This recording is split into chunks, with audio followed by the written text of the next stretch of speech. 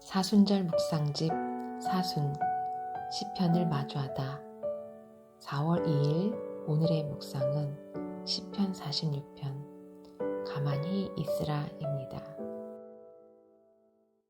과학 발전으로 재난에 대한 대비가 가능해져 피해를 줄일 수는 있지만 여전히 지진과 태풍, 해일과 가뭄은 삶에 거친 생채기를 남기고 흔듭니다.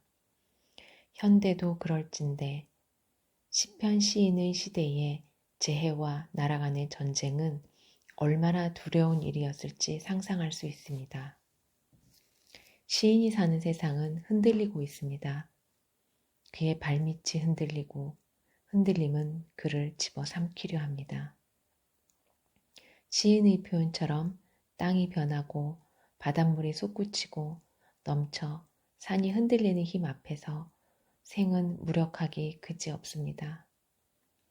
자연뿐 아니라 민족과 국가들이 으르렁거리는 대결도 존재의 기반을 흔드는 거대한 힘입니다.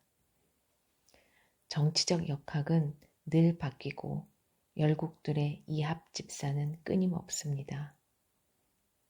지배자들이 일으키는 전쟁으로 이유도 모른 채 전장에 서고 노예가 되거나 불구가 되기도 하고 끝내 죽기도 합니다. 기껏 일군 삶의 터전은 황무지가 됩니다. 삶은 어쩔 도리가 없는 위기로 파괴되기도 합니다. 오늘날이라고 다르지 않습니다.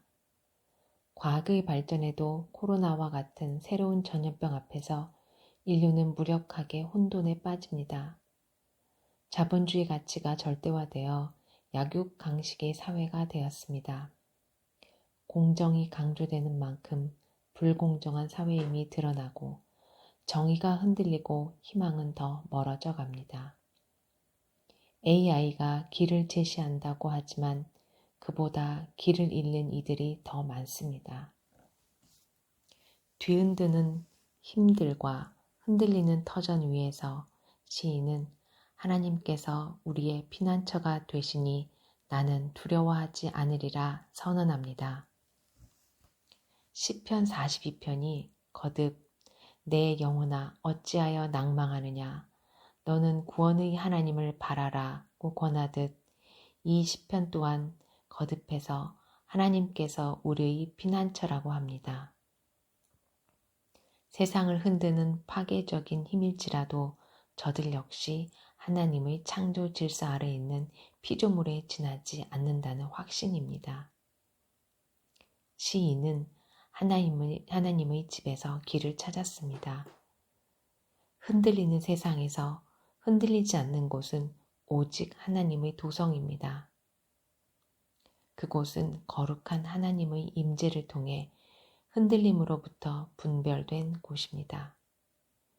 흉룡하던 물도 그분 앞에서는 더 이상 파괴적이지도 하나님의 질서를 거스르지도 않습니다. 오히려 파괴의 물은 하나님의 도성을 감싸고 흐르며 성소를 기쁘게 합니다. 믿음이란 흔들림 없는 하나님께 나아가 흔들리는 세상을 보는 눈매를 변화시키는 것입니다. 흔들림 없는 하나님을 깨닫는 유일한 길은 역설적이게도 가만히 있는 것입니다.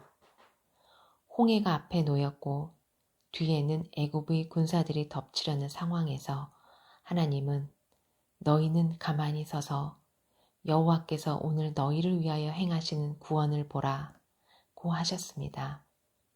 차라리 작은 힘이라도 모아 대책을 세우고 지푸라기 같은 힘이라도 내고 모자란 꾀라도 보태는 것이 낫지 않을까요? 삼킬 듯한 파도와 군사들의 함성 사이에서 하나님의 행하심을 보고자 가만히 있는 것은 죽을 만큼이나 어려운 일입니다. 그러나 끝내 가만히 있어 하나님을 체험한 이들은 굳건한 믿음을 얻었고 그분이 흔들리지 않는 피난처임을 체험했습니다. 그러니 활도 꺾고 병고도 불사를 수 있습니다. 그와 같은 힘들은 오히려 가만히 있어 하나님의 구원을 누리는데 회방이 될 뿐입니다. 혼돈의 세상에서 서둘러 살 길을 찾는 이들이 많습니다. 믿는 이는 가만히 있어 하나님의 하나님 되심을 체험하며 새로운 길로 드러내는 사람입니다. 기도하겠습니다. 주님을 믿는다고 하면서 흔들리는 세상에서 대책을 찾고 두리번거리곤 합니다. 믿는다고 하면서 주님이 저의 하나님됨을 맛보고 누리지 못한다면 얼마나 허탈하겠습니까? 흔들리지 않는 성소, 주님의 전에 머물며 가만히 있는다는 것이 무엇인지 깨닫고 맛보게 하십시오. 번번이 움찔거리며 스스로 길이 되려 조바심치는 저를 굳게 붙잡고 감싸 주십시오. 아멘.